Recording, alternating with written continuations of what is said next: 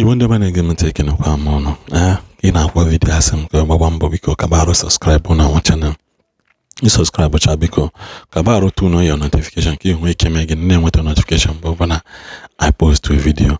I have a corner number sync that because I am video what to know say evangelist ebuko be my video go when we can make address and the bo virgins have a church. A lot of people criticize that video. A lot of people. That video received many criticism. Many criticism. A lot of people criticize that video. Can you hear me how they criticize that? Because of all in the line of what they believe in. Now, we had this Reverend Father there. We had this our Reverend Father Chidi Philip. We heard about virginity and priesthood. Title on priesthood and virginity. Being 26 years old and a virgin does not automatically mean you are destined to be a priest. Being a virgin and 26 years old does not guarantee and does not become you automatically destined to become a priest. Listen to this right up because can go so that careful in her mellow. Some people are saying it does not matter where it matters. Some people are saying it no matter why. Some people saying it no matter. Get take in here, Reverend Father. The reason why they say we make ikukato ka balance ya can work your TB can one you make again gotakwa ibeha. Or since I started this online vocation discernment journey, I have noticed something shocking. Most young men don't even know how to discern whether they have a vocation or not. A young man recently chatted with me. He is 26 years old, still a virgin, and believes that his vocation must be a priesthood because of this.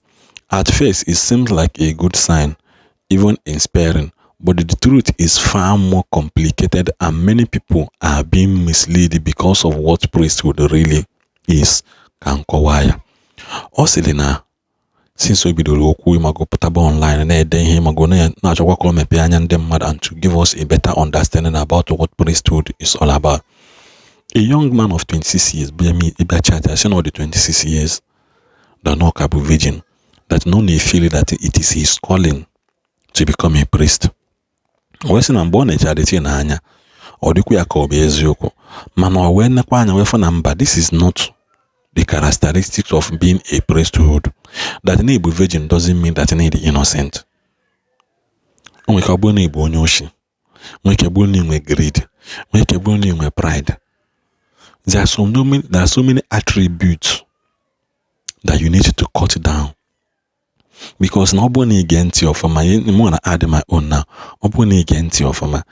In the parable Jesus told about 10 virgins. In that midst of that 10, Bible made us to understand. In that parable, saying 5 were foolish, some were foolish, and some were wise. In our thing, they are virgins, man, some the foolish, some the wise. So in this series, there are so many foolish virgins in our society today, trying to make you to know that in a hammer, while deep down they know nothing. Then so many just like the woman by the well, and also Mary Magdalene that later she came to use her hair to wash, to clean off the feet of Jesus Christ. There are so many of them, and there are so many like the woman that was rescued in Wall of Jericho. There was a woman. If you go my fiankai went along, you get your Bible very well. Man, that woman, so now from the lineage of the people Jesus is in our way, and read your Bible very well. So you can mother that prioritizing at this the morning you couldn't come cool. If I got more further than her father, I decided to dash out this one so that you make a now let's dive in. Always being 26 years old and virgin does not automatically mean you are destined to become a priest. Priesthood is not a vocation. It's not a vocation reserved for virgins. There are people who are naturally asexual, meaning they have very low desire for sex, and some have medical condition affecting their sexuality. Being celibate by default does not mean God is calling you to the priesthood. If you have low sexual desire, do yourself a favor. Go to see a doctor and get checked.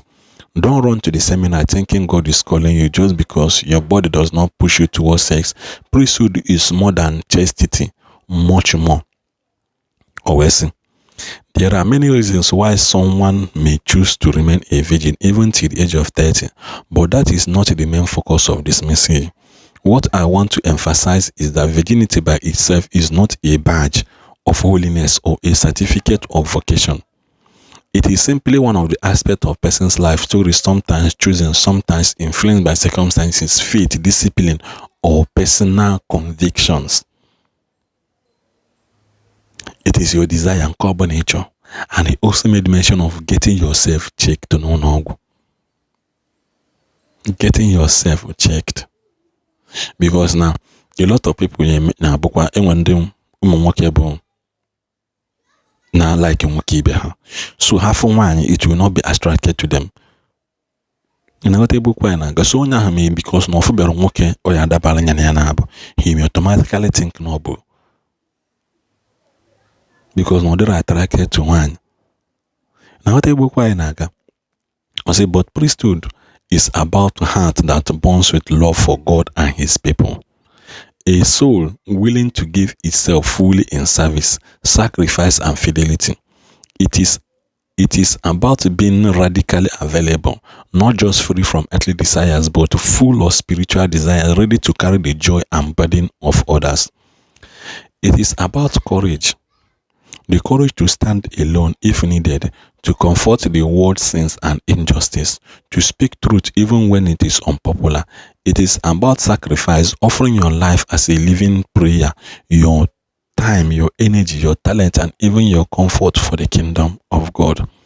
Priesthood is about joyful life, joyful love, the kind that transform lives and communities, that celebrate the Eucharist, heal and broken-hearted, and touches the abandoned. It is about seeing Christ in every person, especially the poor, the lonely, and the lost. If your only motivation is biologically convinced, you will fail. True conviction flows from the heart, not from the body. From a living long of following Christ with everything you are, not because you are safe, comfortable, or ready. So before running to the seminary, ask yourself, does my soul burn with love for God and his people? Am I willing to give myself fully, even when it is hard? And my desire to serve God, is my desire to serve God greater than my desire for comfort and recognition or safety? If the answer is yes, priesthood may be calling you. But if not, pause, grow, pray, serve where God has placed you. Do not settle for a vocation that is not truly yours. Because priesthood is holy, beautiful, and life-giving, but only for those whose hearts are ready to surrender everything. For a proper vocation discernment, go to your parish priest or any priest physically available to design your vocation with you. In other words, you can go and pray along. What discernment is, you should go there and pray along. That is why when that trend, the very dark man, na father Harrison, the father made mention that there are some boys under him. During those periods, the desire to become a priest, that is when you move forward. There are so many people in the father's zone that end up not becoming priest. There are so many in the father's zone that end up becoming priest. So if you like this video, share, and also don't forget to subscribe to our video, to our channel. Bye.